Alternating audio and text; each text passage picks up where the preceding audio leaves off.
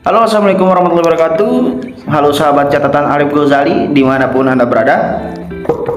Mohon maaf apabila saya tidak bisa membalas pesan dari teman-teman semua, sebab terlalu banyaknya pesan yang masuk di dalam baik Instagram, Facebook ataupun YouTube saya. Mohon maaf saya tidak bisa balaskan satu persatu, tetapi saya akan membahas di sini karena rata-rata pertanyaannya sama tentang ketakutan teman-teman sekalian mengenai resign dari leasing atau finance, khususnya yang ada di divisi CMO atau Credit Marketing Officer. Jadi teman-teman sudah tidak perlu takut apabila teman-teman sekalian sudah memang punya niat untuk resign dari CMO. Sebab begini teman-teman, banyak kejadian kasus di lapangan bahwa sebagai seorang CMO itu banyak yang ingin resign, dan memang tantangannya juga banyak karena di dunia leasing itu memang keras kalau untuk saya pribadi. Namun setiap pekerjaan memang tidak ada yang mudah karena memang khususnya kita mencari rezeki. Tetapi ketika kalian ingin resign saja, tidak perlu takut akan diteror atau masih dalam posisi tanggungan atau dibebankan oleh konsumen dari perusahaan.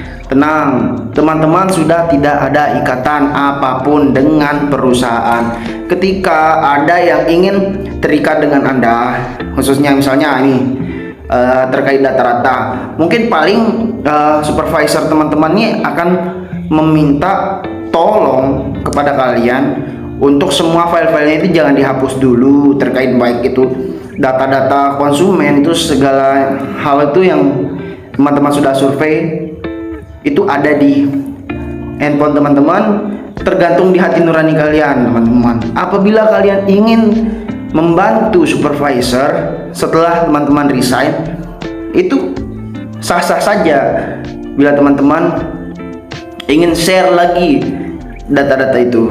Tapi bila teman-teman ingin hapus juga tidak apa-apa, sebab itu hak dan kewajiban teman-teman, lebih ke hak teman-teman. Jadi apapun yang teman-teman rasakan tidak perlu takut. Bila ingin hapus ya sudah dihapus saja, tidak ada keterikatan hukum, khususnya seorang CMO yang misalkan dia tidak terikat dengan kontrak. Lalu biasanya di salah satu, tidak semua CMO itu tidak terikat dengan kontrak, ada juga yang terikat dengan kontrak. Tetapi yang saya bahas kali ini, ketika teman-teman dalam kondisi sebagai CMO magang, status magang di dalam aplikasi atau di dalam website, tidak usah takut. Teman-teman sudah resign, dan apabila ada kolektor atau divisi lain yang menanyakan tentang data, tinggal di kalian. Bila kalian memang punya niat untuk membantu ya sudah dibantu saja. Tetapi apabila teman-teman tidak mau, tidak ada yang bisa memberatkan teman-teman. Sebab ketentuan hukum sekalipun tidak ada yang bisa memberatkan apabila syarat-syarat resign itu sudah dipenuhi. Syarat-syarat MD itu tidak ada yang memberatkan ketika teman-teman sudah siap untuk mengundurkan diri. Gitu.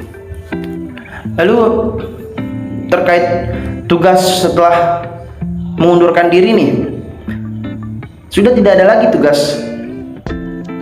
Logikanya teman-teman sudah tidak bekerja di perusahaan tersebut, artinya teman-teman sudah bukan anak buah perusahaan tersebut, sudah bukan karyawan dari perusahaan tersebut, sudah bukan anak buah dari, sudah bukan bawahan dari supervisor teman-teman. Sudah tidak usah pikirkan. Jadi untuk teman-teman yang sudah ingin punya niat untuk resign, saya sarankan resign daripada bekerja tetapi setengah hati. Itu tidak enak teman-teman. saya tidak menyarankan teman-teman untuk resign dari pekerjaan tersebut, tidak. Tetapi saya hanya memberikan masukan dari teman-teman yang DM saya atau chat saya, baik di Instagram, bertanya di YouTube, karena saya tidak bisa membalas satu persatu.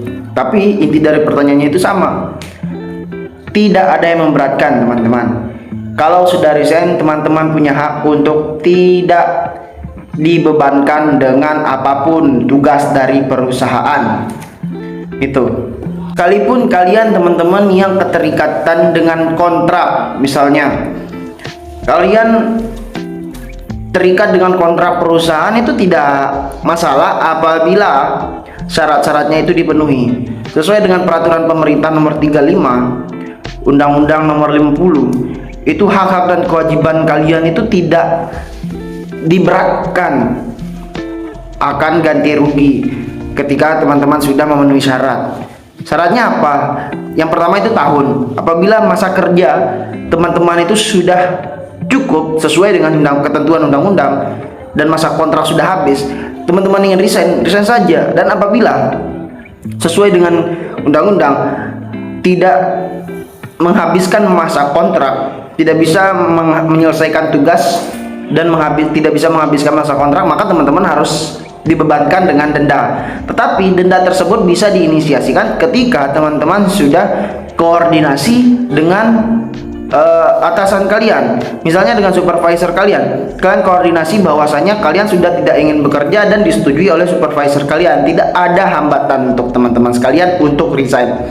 Itu sedikit berbagi pengalaman. Saya juga saat ingin resign itu, memang saya berpikir apakah masih ada beban, apakah masih ada, sama seperti kalian. Tetapi sejatinya kalian punya hak. Dan saya mikir juga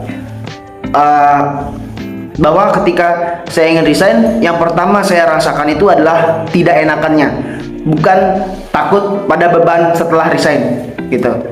Lebih pada sudah terlanjur baik dengan pimpinan, sudah seperti keluarga sendiri, dan tiba-tiba ingin resign itu gimana rasanya? Perasaannya itu agak sedikit ragu untuk bilang ke atasan kalau sudah mau resign gitu. Itu agak berat memang, teman-teman. Tapi balik lagi, ketika teman-teman sudah tidak nyaman, ya teman-teman utarakan dengan baik-baik. Istilahnya kalian sudah masuk dengan baik-baik, artinya kalian harus keluar dengan baik-baik. Begitu kiranya. Ini juga berlaku untuk semua pekerjaan. Jangan ketika kalian sudah tidak ingin bekerja di tempat tersebut dan kalian langsung keluar walaupun status kalian sebagai karyawan magang. Tidak boleh. Kalian masuk baik-baik, keluar pun harus baik-baik. Itu adalah etika juga. Pernah ada kejadian kasus dia status magang tetapi langsung keluar tanpa ada kabar, melarikan diri. Itu lebih pada gimana ya perasaannya, lebih pada perasaan dari atasan, bukan lagi bicara soal undang-undang. Jadi ada dua prinsip di dalam pekerjaan, khususnya sebagai karyawan, dan antara karyawan dengan atasan. Ada prinsip formal dan non formal.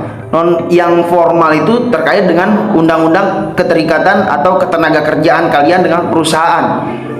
Nah, apabila kalian apabila kalian salah, tidak sesuai dengan undang-undang, nah kalian kaitannya dengan peraturan perundang-undangan. Tapi apabila untuk prinsip non formal ini balik lagi antara hati nurani, balik lagi antara pribadi satu dengan pribadi yang lain. Nah, jadi memberat kita di dalam resign itu dua itu tadi, formal dan non formal. Jadi yang membuat kita berat sebagai karyawan magang itu adalah prinsip non formal gitu. Mungkin apabila ada salah kata ataupun salah dalam penyampaian saya mohon maaf. Karena yang saya bagikan saat ini adalah pengalaman saya pribadi, teman-teman. Tidak perlu takut untuk keluar dari pekerjaan pertama kalian. Pekerjaan kalian yang pertama bukanlah pekerjaan buruk ketika kalian sudah ingin resign, bukan. Tetapi itulah namanya pembelajaran. Tidak selalu serta-merta kita bertahan di satu titik. Kadangkala kita ingin keluar dari titik tersebut untuk meraih lagi titik yang lebih tinggi. Oke, dari saya catatan Alim Ghazali. Fisabilillah, wassalamualaikum warahmatullahi wabarakatuh. Bye bye.